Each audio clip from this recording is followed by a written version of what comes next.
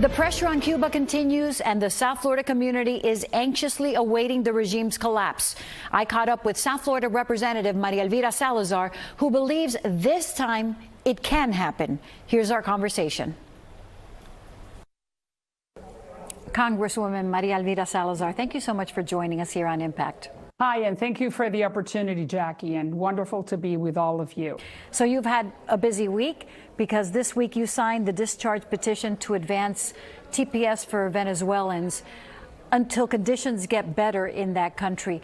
What does this mean, and is that just procedural? The reality is that the Venezuelans need to stay a little bit longer in the United States.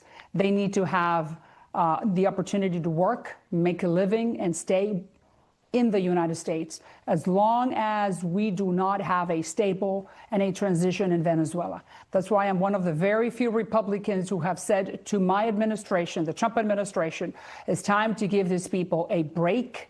They need to stay. They cannot go back. And for that reason, I have signed that petition that will be then waiting to see what leadership is doing, but it could become law. But not only that, I also need to point out the fact that we have in DHS a new boss. And I am sure that Markwayne Mullins understands the plight and the problem that not only the Venezuelans, but the Cubans and other Central Americans are going through. So that's why you're going to see a change of leadership and a change of direction, where we're going to be able to take care of the Venezuelans who have TPS and cannot go back to Venezuela yet.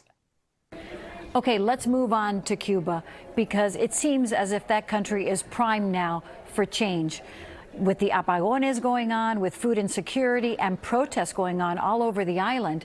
However, we did see something like this in the past with the special period in Cuba after the dissolution of the Soviet Union.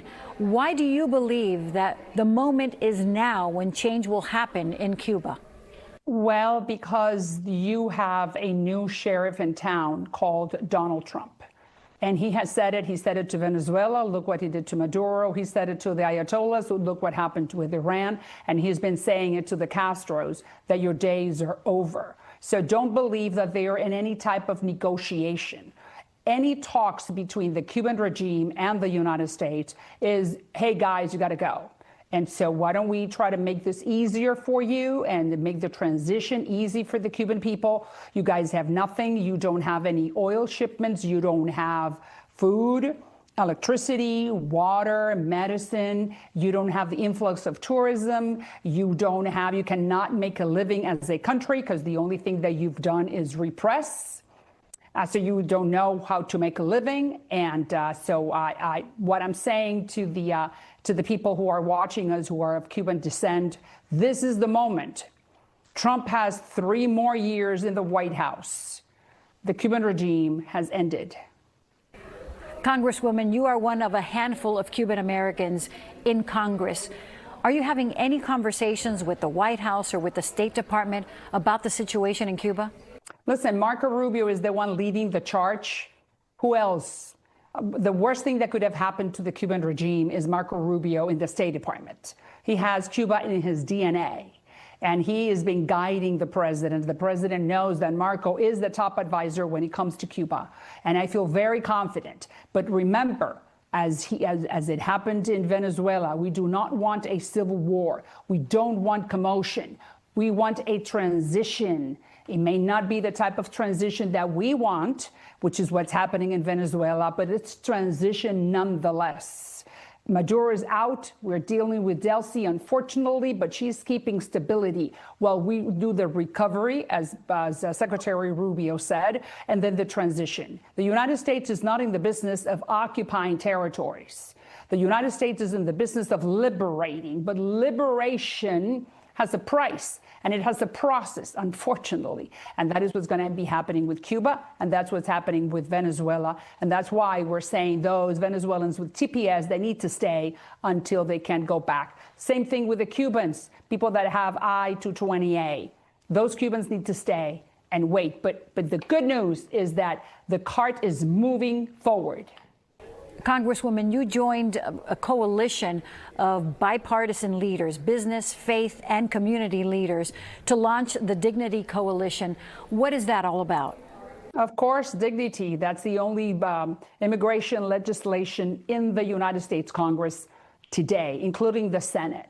Why? Because immigration is one of the most important topics for not only for South Florida, but for my constituents in District Number 27.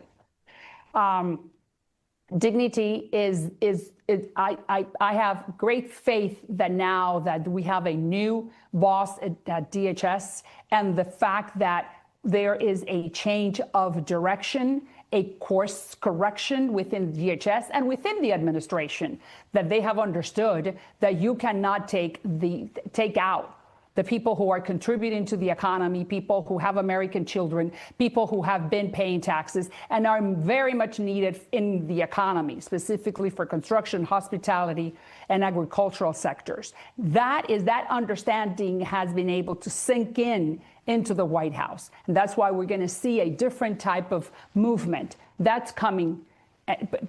But once that happens, or while that is happening, that's why I've been saying to the administration, we need to start this national conversation as to what are we going to do with those people who have been here for more than 5 years. They have been contributing to the economy, people who have American children and do not have a criminal record. Those people deserve dignity, and that is the name of my legislation. And I am sure that Trump is going to be for immigration what Nixon was for China, and what Reagan was for communism, and Lincoln for slavery. The guy who will fix the problem.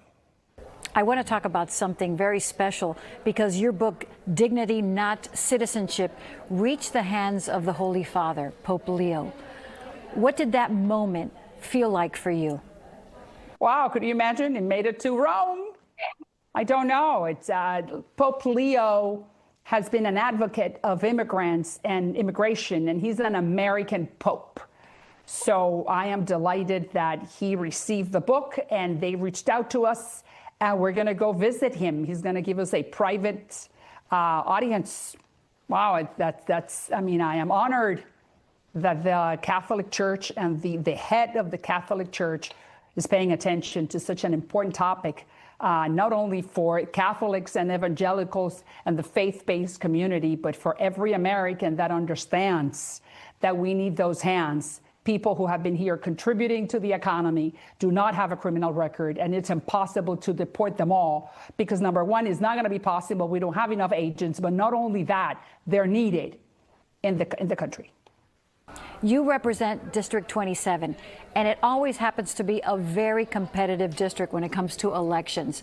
And this time you have a challenger that happens to be a journalist just like yourself. What can you tell us about that, and are you concerned about it? Well, the reality is that we all have to go through a primary.